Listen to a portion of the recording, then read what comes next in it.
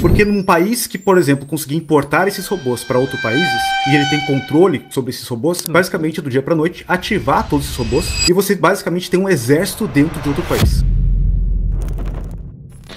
Alan, explica pra gente onde a gente tá na robótica, se a gente deve se preocupar e por que me parece, pra quem tá vendo de fora, uma evolução muito rápida, né? Daquelas coisas bem toscas de meio animais, né? Pareciam cachorros, mas sem aquela forma muito parecida, faziam coisas simples e agora realmente eu tô preocupado.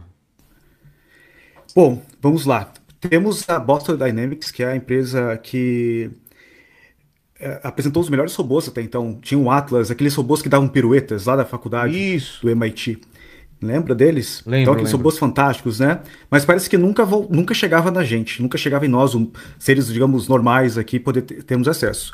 Então, a NEL lança, a X Technology lança o NEL, onde você pode comprar por US$ 200, você dá a entrada, você financia o resto, que são os US$ 20 mil, e você pode ter esse robô na sua casa, dobrando as sopas, fazendo a louça. A única coisa que você tem que assinar antes é um contrato dizendo o quê? Que todos os dados que ela captar ao estar na sua casa vão para a empresa. Ou seja, Nossa. você está assinando um contrato que você vai ter uma câmera, braços, pernas, executando coisas na sua casa, e 100% desses dados vão para eles poderem treinar os novos robôs. Vamos falar sério, isso aqui tá parecendo Black Mirror, né? Mas Total. piora. Piora, porque eu estive lá, eu estava lá essa semana passada, dentro de onde saiu esse robô. E eu pude conversar com o Alex Dantas, que é um brasileiro que desenvolveu o Circuit Launch, que é a empresa que basicamente é uma incubadora de empresa de robótica. E ele começou a me falar algumas coisas que me fez daí ficar um pouco mais preocupado. Por quê? Eu não tinha pensado nisso ainda, mas imagina que a gente começa a importar vários robôs desses da China ou dos Estados Unidos. Vocês percebem que basicamente a gente está importando não só robôs, mas a gente está importando um exército? Porque num país que, por exemplo, conseguir importar esses robôs para outros países e ele tem controle sobre esses robôs, ele pode basicamente do dia para noite ativar todos esses robôs e você basicamente tem um exército dentro de outro país.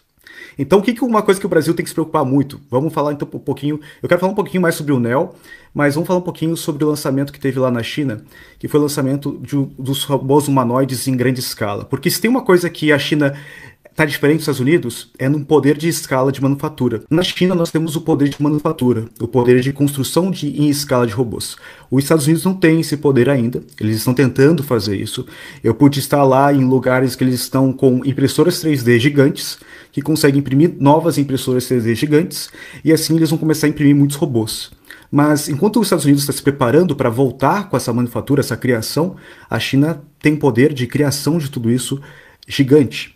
Nós tivemos lá esse robô que você comentou aqui, Vilela, que foi o Iron da Xpeng, que é esse robô russo, onde eles cortaram ali a perna para poder ver. Eu ainda tenho minhas dúvidas se aquilo é uma pessoa ou não, porque eles trouxeram documentações, tem muita documentação validando, mas o que a gente está ao ponto é que a gente vê aqueles robôs fazendo tudo, uns movimentos muito esquisitos, né? É. A gente teve até o Elon Musk lá com aquela vez ele botou uma pessoa disfarçada, uma pessoa vestida de robô para fazer uma gracinha, e acontece que pouco tempo depois nós temos esse Iron, nós temos o Optimus da Tesla, e nós temos essa linha de robôs gigantesco da China, onde tem muitos, a gente viu aquele exército, chega a assustar, porque talvez pela primeira vez a gente está vendo que, nossa, será que é um reprise do filme Eu, Robô?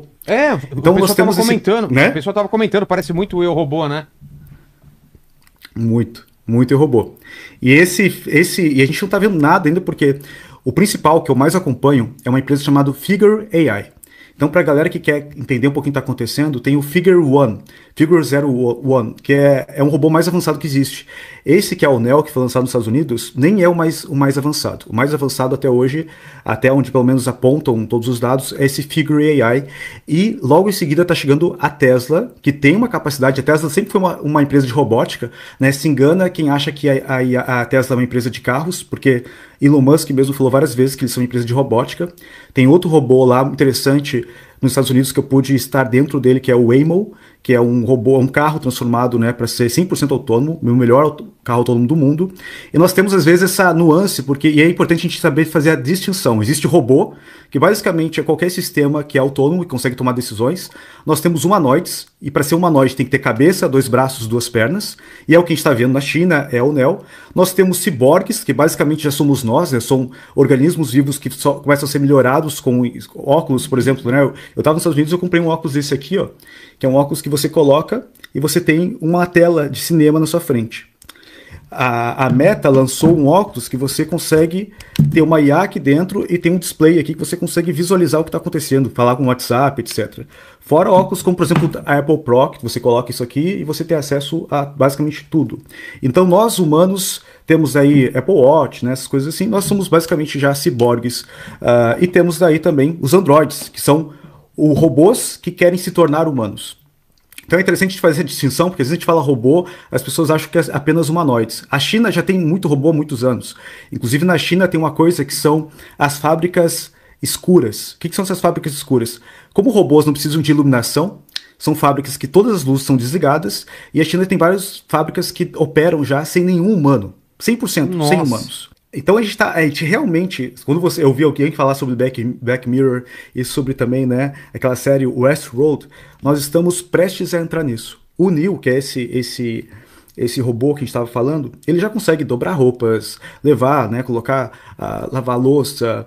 E isso que a gente está vendo é só o começo, porque esses robôs já têm mecanismos suficientes para eles poderem atuar por muito tempo, recebendo apenas uploads, né, upgrades via download. Então você vai baixar, assim como o Tesla também, você quer melhorar o carro, você faz download do software e você melhora ele. Esses robôs já têm mecanismos, claro que vão melhorar com o tempo, mas suficientes para fazer muita coisa, e basicamente o que a gente precisa mais desses robôs é de mais dados. Só que dados do mundo físico, diferente de uma LLM, de uma IA que a gente treina ela física, de forma virtual, existem modelos da NVIDIA, colocar esses robôs na casa de todo mundo. Eles vão fazer isso com o preço mais barato possível. No momento que o governo vê que também são parte de um exército, eu acredito que o governo vai financiar isso também.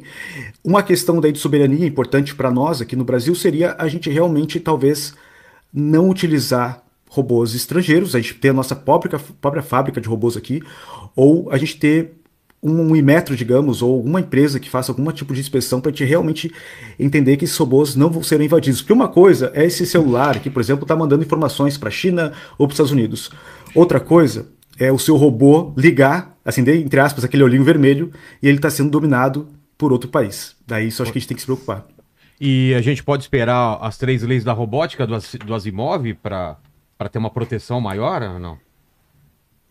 Assim, Asimov eu sempre vejo ele como um cara que parece que ele veio do futuro, né? Porque Que ele escreveu tudo que isso a gente tá vivendo quando, hein? hoje... Anos 50? Ele escreveu isso lá nos anos 40, por aí. Anos 40, cara. E ele... A visão dele, né? Tem uma série um livro dele que eu gosto muito, tem até uma série na Apple, que é a Foundation, que fala sobre o futuro ainda, com os robôs são exterminados pelos humanos, né? Então esse cara conseguiu ver muito na frente muita coisa, ele conseguiu ver até a queda dos robôs. Eu acredito que nós estamos caminhando para isso. Até a camiseta que estou vestindo aqui está ao contrário, mas é AGI. Eu acredito que a gente só vai alcançar à medida que a gente tiver robôs, né, realmente, para poder captar essas informações do mundo real e conseguir generalizar, que é uma coisa que as IAs hoje têm uma dificuldade muito grande. Eu andei no Waymo lá e basicamente ele consegue fazer isso. Ele dirige melhor que qualquer brasileiro aqui ou o americano mesmo. Quais são essas 3 leis? Quais são as 3 leis? É. A primeira lei, você me ajuda aí? Ajudo sim. Primeira lei é um robô não pode fazer um mal a um ser humano, é isso? Exatamente. Um robô não pode ferir um ser humano nem por inação, ou seja, o robô ele não vai poder permitir que o robô se afogue ou alguma coisa do tipo, humano, ele não pode ferir um robô não pode ferir um humano nem por inação e nem permitir que um humano sofra algum mal. Então, se alguém está roubando alguém, seu robô deveria interromper, ou se alguém está se afogando, seu robô deveria ajudar, né? A segunda é que ele deve receber ordens dadas por seres humanos, mas desde que não infrinja a primeira lei, ou seja, se eu pedir para esse robô matar outra pessoa, ele não pode seguir. E a terceira é que ele tem que proteger a própria existência dele, né? Autopreservar. Desde que não atrapalhe nem a segunda, nem a primeira, nem a segunda. Então, basicamente, são as 3 leis de Asimov, só que no filme, por exemplo, o robô, ele encontra uma forma de burlar, superar, né? Isso. E vários outros filmes, né? De burlar. E tem depois ele ele cria a Lei Zero, né? Depois de um tempo, que seria que ele tem que proteger a humanidade como um todo, né? Exato. E esse é um problema que a gente vê, né? O que que significa proteger a humanidade como um todo? Às vezes pode significar realmente intervir. Então essa é uma questão realmente delicada, tanto que a gente está entrando nessa era muitos filósofos, né, têm discutido sobre isso. Nos Estados Unidos, por exemplo, quando você está num carro autônomo, como um Tesla, por exemplo, se você atropelar alguém, você é culpado por isso. É claro que quando acontece isso, né, teve algumas pessoas que já morreram por acidentes com Tesla, é aquela coisa que aparece na mídia e tudo mais, até porque existe uma briga ali ideológica entre uma parte da mídia com o Elon Musk. Mas o número de acidentes que acontecem no trânsito, a gente está falando de centenas de milhares de pessoas que morrem todos os anos. E quando a gente vai falar de carros autônomos, isso é um número praticamente ínfimo. Robôs são a mesma coisa. E aí, se meu robô sem querer matar alguém, daí quem vai ser preso? Vai ser eu porque eu comprei aquele robô? Então a gente tem várias situações, até mesmo conversas conjugais, né? Por exemplo, você agora tem um robô dentro de casa, e aquele robô recebeu um upgrade. E se você quiser, você pode colocar agora um acessório naquele robô. E aí, tá liberado? Vai ter que conversar com o esposo, com a esposa para ver o que rola. Temos muitas coisas que vão mudar aí drasticamente, né? Ao meio de tudo isso. O próprio Neo, ele diz lá, ele é um robô que vai aprender conforme a sua família vai interagindo, ele vai se adequar à sua família. Vão ter robôs que você vai ter desde criança, sendo a babá do seu filho, até adulto. E a gente já tem lá pessoas namorando com IAs, né? Com chats. Imagina agora pessoas que podem ter esse contato físico. Então a gente está vivendo realmente um momento bem diferente na humanidade aí. Ô, Alan, eu tenho uma dúvida. Quando eu vi esse exército de robôs, foi a Ubtech, né, que é uma empresa chinesa que lançou os S2. Isso. Eu, que sou leigo no assunto robótica, não vejo sentido ter a forma de humanoide. Os chineses fizeram isso pra impressionar mesmo? Pra causar o impacto de serem vários robôs similares a seres humanos? O Walker 2, S2, né, que foi esse da Ubtech, eles... que é a desculpa, né, que essas empresas dão para ser um humanoide? É que tudo que a gente tem, basicamente trabalhar nas fábricas, as fábricas novas que são construídas já para robôs, elas são completamente diferentes. Eu chego até a me arrepiar quando eu falo disso aqui, dessas fábricas novas, porque realmente parece eu não sei se eu falaria distopia ou utopia, porque quando você cria uma fábrica para robôs, não precisa se preocupar com trânsito, não precisa se preocupar com logística, então você pode construir no meio do deserto, você tem que ter suplementos que chegam até lá, então pode ser drones que chegam até lá, desacoplam e tudo mais. Só que qual é a desculpa deles? A desculpa deles para criar esses humanoides, que pode ser verídico ou não, é que basicamente eles têm muitas fábricas que foram desenhadas para humanos. Só que o humano tem que descansar, o humano tem que dormir. Os Walker S2, eles têm duas baterias de lítio que ele pode desacoplar, ele consegue rodar só com uma, então ele tira uma das costas e coloca a outra de volta e volta a trabalhar. Então ele consegue trabalhar 24 horas, 7 dias por semana, sem parar. O que eles estão dizendo? A gente está criando esses robôs humanoides, com cerca ali de 1,70m, 1,65m, para que eles possam entrar, subir escadas e tudo mais, porque as fábricas foram criadas até então para humanos. Então é mais barato você criar um robô humanoide que vai conseguir lidar com maquinários e lidar com espaços que foram desenhados para humanos poder estar andando ali, do que não. Agora, se isso é realmente... Tem esse sentido que faz, né? Tem um sentido isso, mas eu acredito também que eles estão fazendo isso em escala para poder realmente testar esses robôs, para não só o serviço físico, industrial, né, físico dentro de casa. A gente sabe muito bem, né, como é que tá toda essa questão da China com Taiwan, China com os Estados Unidos e todas as possibilidades aí de guerras que estão para vir. Imagina, e a gente sabe quando tem uma guerra, uma das coisas que cai muito, né, é por conta de quão ruim fica você perder um monte de vidas humanas nisso. E se a gente não tiver mais que perder vidas humanas? E se a gente puder só fabricar robôs, e nem ser pessoas fabricando robôs, são robôs que fabricam robôs e eles vão para guerras. Então eu acredito, tá? Daí isso aqui não é uma questão, isso é realmente uma opinião minha, não é uma questão que eu posso constatar, que um dos movimentos da China com esses robôs também é para treinamento de exércitos. Eu acredito muito nisso. Quer fazer uma pergunta, Fernanda? Olha, eu tô gostando do que o pessoal tá escrevendo aqui, viu? Então.